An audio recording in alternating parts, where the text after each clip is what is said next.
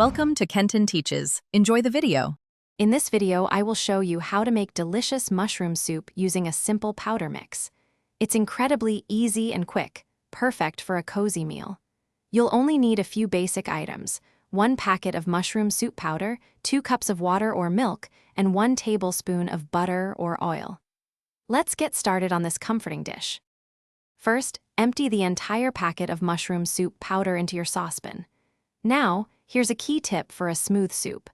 Gradually add just a small amount of your chosen liquid, either water or milk, to the powder. Whisk this mixture continuously and vigorously to create a smooth paste, ensuring no lumps form before you add the rest of the liquid.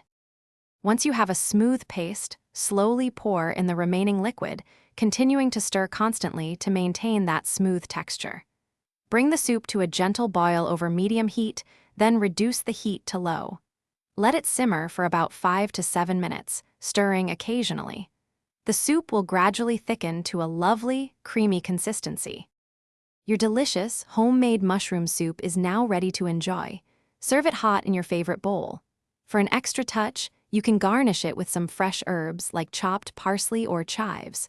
A dash of freshly ground black pepper always enhances the flavor.